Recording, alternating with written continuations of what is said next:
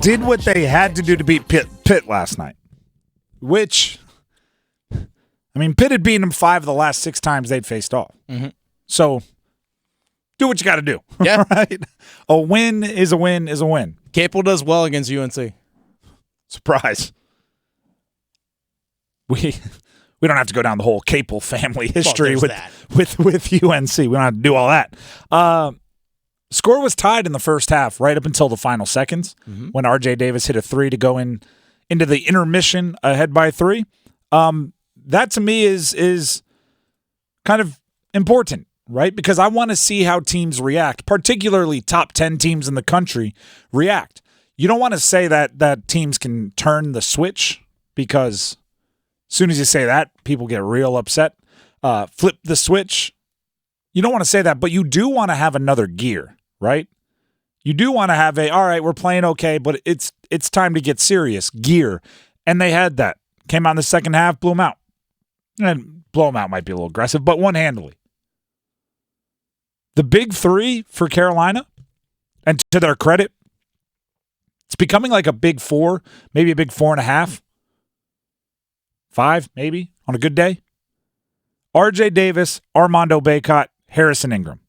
Those 3 we've trusted for most of the year, right? You're going to get some level of production. I want a little more from Bacot, but some level of production from those 3, kind of regardless of who your opponent is. RJ Davis had a nice little quiet 15 points, 3 rebounds, 4 assists. You could say that's his worst game in 8 games, 9 games, but 15, 3, and 4, it's hard to call that bad. Armando, meaning Bacot, led the team in scoring with 16, had a double-double, 16, 10, and 1. I'm fine with that. I'm not going to nitpick that in a road conference game.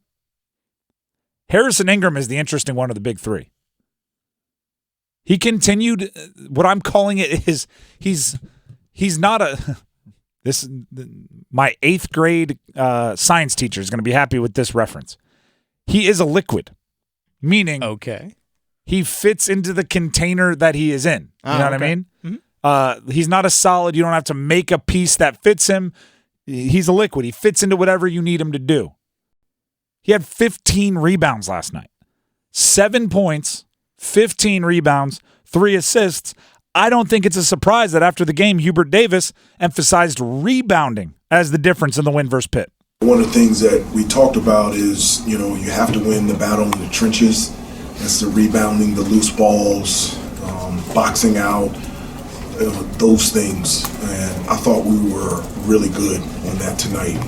You're right, Pitt is the best rebounding team in the ACC. For us to have a chance against them, we had to come up big in terms of rebounding the basketball, and we did it. I mean, not only defensively, it's the place that we've attacked the offensive glass. And so we were very active, we were tough, we were physical, and because of that physicality in the trenches, we were able to out-rebound a really good Pitt team, and I really think that was the number one determining factor for us being able to get a road win.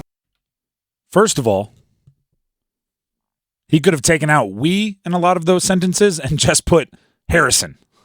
We were aggressive. We could have been Harrison Ingram was aggressive. Harrison Ingram attacked the glass. Harrison Ingram was like all of that could have just been Harrison. And I think that's what you want in that player, right? RJ Davis, to a certain extent, he is what he is, right? He's a scorer from the perimeter, veteran guard, likes to have the ball in his hands.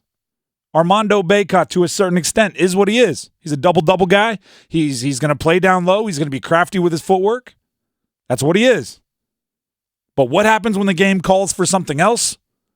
You call for Harrison Ingram, and he's like, what do you need? I got you. Right? He's your friend that can get things. What do you need a CD? I got you. You need some sneakers? I got you. What do you need? I know a guy. He's your friend that knows a guy. Yep. That's what Harrison Ingram is, and I really, really respect it. Well, against Oklahoma, for example, he had 4 steals defensively. What do you need? You need steals? I got you. Yeah. You need some rebounds? I got him in my trunk. Hold up, let me pull around. He just knows people, and he's got things. You need a timely 3 there in the middle part of the second half? I got you. It was Ingram. Yeah. Harrison Ingram got you. But here's the part that I really like. Cormac Ryan is becoming more consistent. Mm-hmm. And for a while, he was kind of just the shooter guy, right? You'd know halfway through the first half, which some might call a quarter. If he had taken 3 threes, missed them all, you'd be like, all right, Cormac's not going to be much. He had no threes last night, 10 points, 7 rebounds. If he can become a consistent, even when the shot isn't falling contributor, that's big for Carolina. And then Seth Trimble. Mm-hmm. Seth Trimble off the bench, 10.6 rebounds, also an assist, but that's not what I'm talking about here. That's box score watching. He's got the juice. Yeah. He's got a little bit of that bounce. He catches an alley-oop, he puts it down. It doesn't look like just an alley-oop dunk. It looks like something out of a video game. Especially since Elliot Cadeau was in foul trouble early, too. Very great point. And his production was way down. Mm-hmm. Trimble is kind of the perfect guy off the bench for this team. Yeah. Because Cadeau starts, as you mentioned, because he can come in and get everybody off their feet quick. And the broadcast crew, right? He catches an alley-oop dunks at the broadcast crew's like, he told me he'd get a highlight. I'm like, he's calling his shot. He knows when he goes into a game, he's going to either catch an oop, dunk on somebody, pin one against the glass on defense. He's that kind of athlete. And that matters. That's something they need in that role because, they're starters for as good as they are. They Armando Bacot's highlights are a lot of like pivots, like pump fakes and pivots and up and unders and things. I don't know if that's going to be on SportsCenter. And it's the timeliness of a lot of his contributions, too. Like, for example, first half, I think he had 9 points when the rest of the team was struggling, when Cadeau was on the bench. Like, even going back to the game against Oklahoma, he had a key three-pointer that extended a lead from 8 to 11 points for UNC in that game. It was the timeliness of when they're making these contributions, too.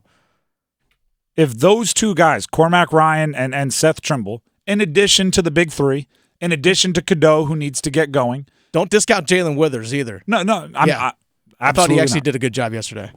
And I mean, they have probably 8 or 9 guys they're going to have to depend on at some point in the year.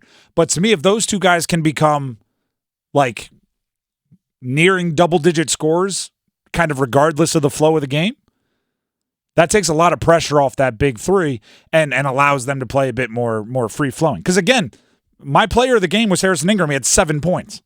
That's only possible because a couple guys who you're not used to getting double digits from both scored double digits, and that allowed Ingram to focus on other parts of the game. I thought it was a really good game for UNC. I thought that second half particular was a really good half for UNC, and they're going to need to lean on that style of play and that combination of players when the games are, a little bit more competitive down the stretch. But again, they beat Pitt, who had gotten their number a few times, and it's a good one to start their ACC meet of their ACC schedule.